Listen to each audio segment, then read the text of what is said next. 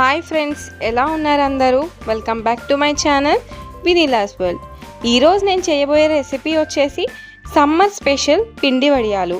మీరు నా వీడియోని చూసి ఫాలో అయ్యి రెసిపీని చేశారంటే వంట రాని వాళ్ళు కూడా చాలా ఈజీగా అయితే ఈ పిండి వడియాలని పెట్టుకోవచ్చు. ఇప్పుడైతే మనం ప్రాసెస్ స్టార్ట్ చేసేద్దాం. ఇక్కడ నేను ఒక లోటాతో బియ్యం పిండిని తీసుకుని జల్లించుకొని పెట్టుకున్నాను. మీరు తక్కువ క్వాంటిటీతో చేసుకోవాలనుకుంటే ఒక గ్లాస్ క్వాంటిటీగా అయితే తీసుకోండి. ఇప్పుడు స్టవ్ ఆన్ చేసి ఒక మందపాటి గిన్నెని పెట్టుకోవాలి. ఇప్పుడు అందులో మనం దేనితో బియ్యం పిండిని తీసుకున్నామో దానితోనే 6 గ్లాసులు వాటర్ అయితే తీసుకోండి. ఇక్కడ నేను ఒక లోటాతో బియ్యం పిండిని తీసుకున్నాను కాబట్టి దానితోనే 6 లోటాల వాటర్ని కూడా వేసుకున్నాను. ఇప్పుడు ఆ వాటర్ బాగా మరిగే వరకు అయితే మనం వెయిట్ చేయాలి. వాటర్ మరిగేలోపు ఒక గిన్నెలో మనం తీసుకున్న బియ్యం పిండిని తీసుకుని అందులో వాటర్ వేసి దోశ బ్యాటర్ ఎలా అయితే ఉంటుందో అలా ఆ కన్సిస్టెన్సీతో మనం ఈ బ్యాటర్ని కలుపుకోవాలి. అలాగే మీ స్పైసెస్కి సరిపడా పచ్చిమిర్చి, అల్లం తీసుకుని గ్రైండ్ చేసుకుని పక్కన పెట్టుకోవాలి. ఇప్పుడు బాగా మరిగిన వాటర్లో మనం కలిపి పెట్టుకున్న ఈ బ్యాటర్ని వేసుకుంటూ ఉండలు లేకుండా కింద నుండి పైకి బాగా కలుపుకోవాలి. ఇప్పుడు సరిపడా ఉప్పు కూడా వేసి బాగా కలుపుకోవాలి. వడియాలలో ఉప్పు వేసేటప్పుడు చాలా జాగ్రత్తగా వేసుకోవాలి. ఉప్పు తక్కువైనా పర్వాలేదు కానీ ఎక్కువ మాత్రం అవ్వకూడదు. ఎందుకంటే మనం వడియాలు ఎండలో ఆరబెట్టేటప్పుడు వాటర్ ఆవిరైపోతుంది, మనకి వడియాల్లో ఉప్పు పైకి తేలిపోతుంది. కాబట్టి ఉప్పు వేసేటప్పుడు చూసుకుని వేసుకోండి. ఇలా పిండి కలుపుతూనే ఉండాలి, లేదంటే ఉండలు వచ్చేస్తాయి.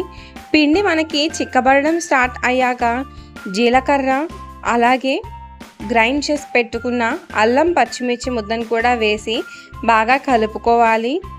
కొంతమంది జీలకర్ర వాటర్లో వేసేస్తారు, కాకపోతే అలా వేయడం వల్ల వాటర్ కలర్ చేంజ్ అయ్యి మనం పెట్టే వడియాలు కూడా కలర్ మారిపోతాయి.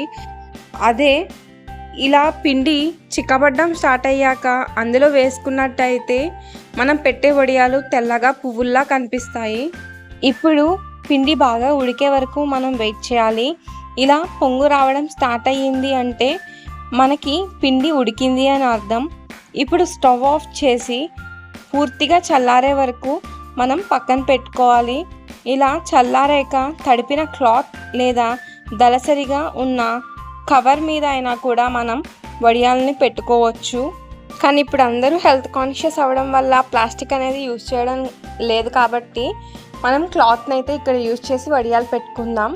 ఇప్పుడు నేను తడిపి పెట్టుకున్న క్లాత్ మీద వడియాలను అయితే వేసుకుంటున్నాను. ఇలా చిన్న గరిటె తీసుకుని మనం వడియాన్ని ఇలా నేను చూపిస్తున్న విధంగా కూడా వేసుకోవచ్చు, లేదా మనం ముద్ద వడియాల్లాగా చేత్తో కూడా పెట్టుకోవచ్చు. ఈ పిండి వడియాలు మీకు నచ్చిన విధంగా అయితే పెట్టుకోవచ్చు. ముద్ద వడియాలుగా కావాలంటే ముద్ద వడియాలా పెట్టుకోవచ్చు, లేదు పల్చగా కావాలనుకుంటే మీరు కొంచెం మీ పిండి చిక్కగా ఉంది అనిపిస్తే కొంచెం గోరువెచ్చని నీళ్ళు యాడ్ చేసుకుని కొంచెం పల్చగా చేసుకుని మీరు పల్చగా అయితే వడియాలను కూడా పెట్టుకోవచ్చు. ఇలా మొత్తం వడియాలు పెట్టేశాక ఎండలో ఆరబెట్టుకోవాలి. అలాగే ఒక రోజు ఎండిన తర్వాత మనం రెండో రోజు తిప్పి ఆరబెట్టుకున్నట్టయితే రెండు వైపులా కూడా మంచిగా ఆరిపోతాయి.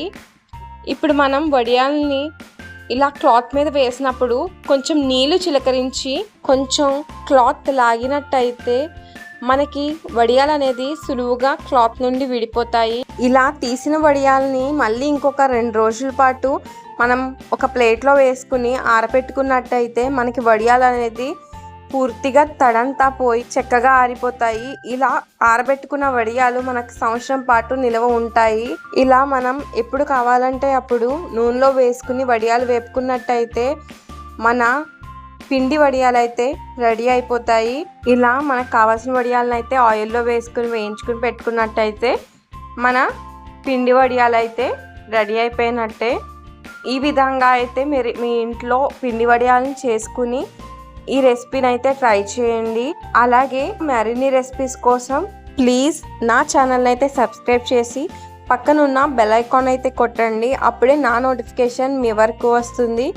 Please like, share and subscribe to my channel Vineela's World.